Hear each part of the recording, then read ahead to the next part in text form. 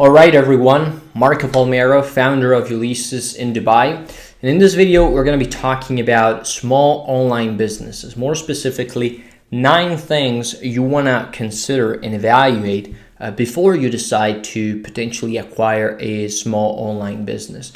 Now, I've gone through these questions in criteria with some clients of ours and really dived deeper into the concept of understanding what are some of the major elements that you want to check into an online business before you actually get serious about purchasing it. And I looked at a lot of businesses online, a lot of online companies that are small size, talking between $100,000 to $2 million.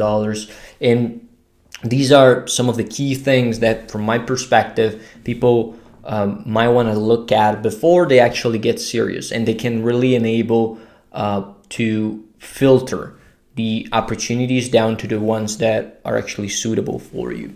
So I got my little list going here, even though you cannot see it. And so let's jump right into it, talking about the first one, which is probably a concept that I stress a lot, even in small business buying in general.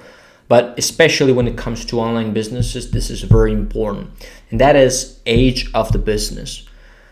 In total frankness, if an online business is up for sale and it is only being around for 12, 24 months, forget about it. I mean, I wouldn't look at it. Simply too young, simply too volatile, simply not enough information for me to make a evaluation.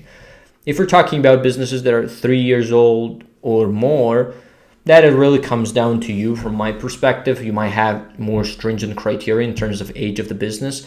But the point is, you always want to have enough history to make accurate assessments. In business online are kind of volatile. They might be subject to trend. And so ideally, this is just my perspective, you might want to have a little bit more history to see how the business has performed over time. And that's why age of the business is on top of the list.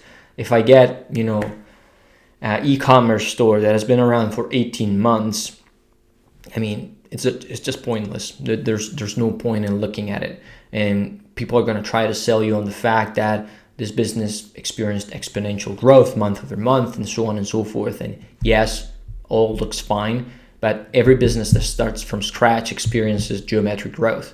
So I don't really care. I want to see historical data. I want to see a lot of historical data before I actually commit to the deal.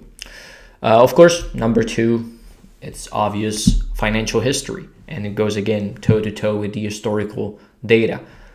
Seeing the financials of an online business really enables you to understand how this business has performed over the years. I've seen so many businesses that make huge improvements year over year.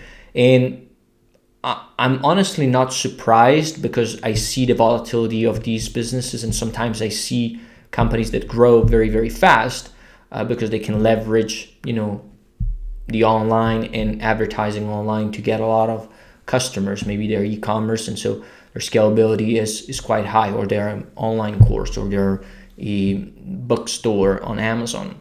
And so generally speaking, I'm not really concerned too much about huge growth historically, provided it can be proven and people can show me how that business delivered at that level and how they were able to accomplish that performance.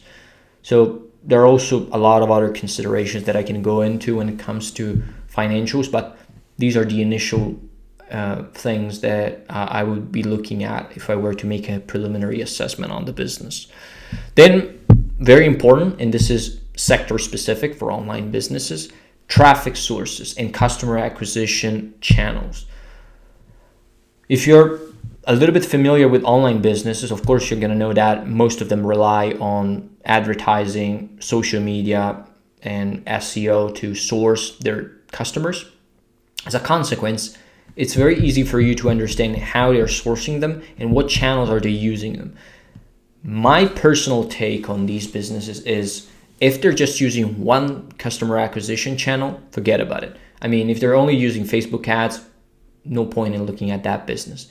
And you might say, well, why is that the case? The business is performing so well. Yes, but it's really risky. for you as a buyer. I mean, think of it as a island with a tube that is bringing food to you every single day, and there's only one tube. Now, all of a sudden, that tube breaks for some reason. A shark bites the tube, and you cannot get food from it anymore. Now, all of a sudden, you're left on an island, and you don't have anything to eat. And the same applies for an online business. If you're relying on one acquisition channel alone, if that channel changes regulations for some reason, blocks your account for some reasons, prevents you from advertising for some reason, all of a sudden your business is dead. And so my idea is I want a little bit of diversification in the customer acquisition channels. That is giving me a lot of tranquility. And of course, we can talk about the splits and a lot of these complicated things, but this is not the video to do that. Now, point number 4 is brand reputation and reviews. This is a little bit of a funny metric, although I still look at it from time to time because I know that a lot of people can fake reviews and do all this stuff. But of course, it's a good due diligence exercise because you can clearly spot fake reviews nowadays. And so the brand reputation and reviews, or the followers on the accounts, can be checked quite easily. And so they provide me with a good insight on whether or not this business is just in a bubble, or it's a pump and dump kind of thing, or if it is something that has been built on sustainable parameters, sustainable customer base, and loyal clients. Now we have number 5, which is current customer base. Now I mentioned the reputation, but it's also important to understand who is your customer base, because you might have a lot of people that are one-time buyers, so their lifetime value is not so high.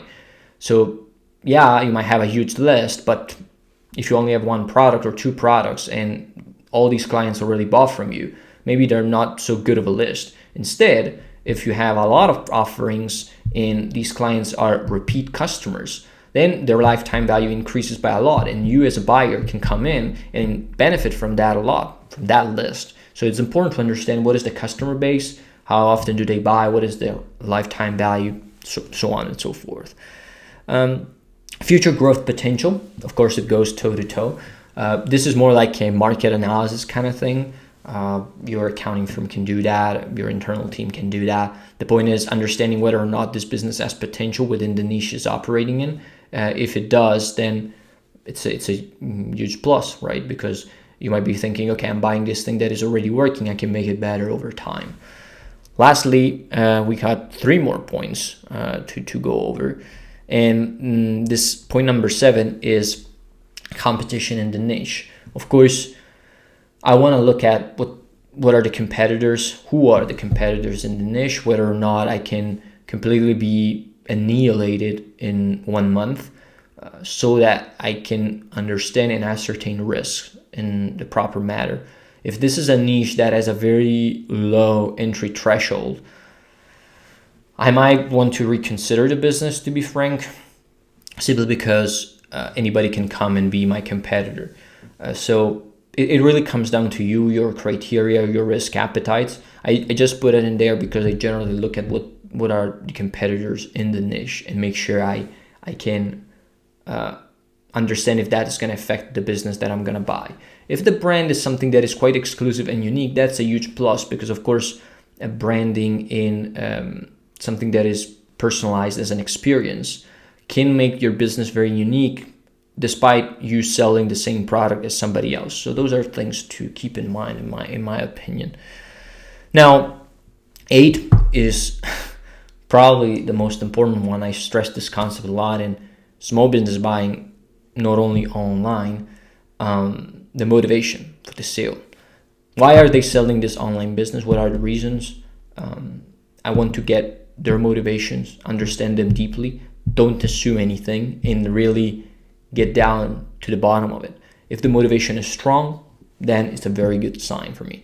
If the motivation is willy-nilly, red flag, really, and big red flag. Lastly, number 9, is the business owner operator or not? And I'm going to give you an example for this because I looked at some businesses that were pretty pretty aligned with this point. I looked at some agencies, marketing agencies to be specific, which were very good agencies, very profitable, huge margins, very low overhead, well run, companies that generate a lot of cash flow, stable performance over years. However, most of these agencies rely almost entirely on the business owner to operate. So the sales were done by the owner, the strategy was done by the owner, only maybe the fulfillment was done by the team. Now, all the strategic part and the important stuff of the business was done by the owner. And that was a huge red flag, because when the guy was about to leave, you would have to find somebody to do that on your behalf if you don't want to do that yourself. And so if the guy is not there, the business is going to be affected tremendously. And from my perspective, again, for small businesses and small online businesses alike, if the owner is directly involved in the business, that is a huge red flag for me, unless the guy is willing to stay for a long transition, like 1 or 2 years. Again, the business is him or her. And so it is important to mitigate that risk, avoid at all cost. If the company, again, is something that is running on its own, has a solid team that is taking care of most of the tasks, the owner is just overseeing operations, then it's fine.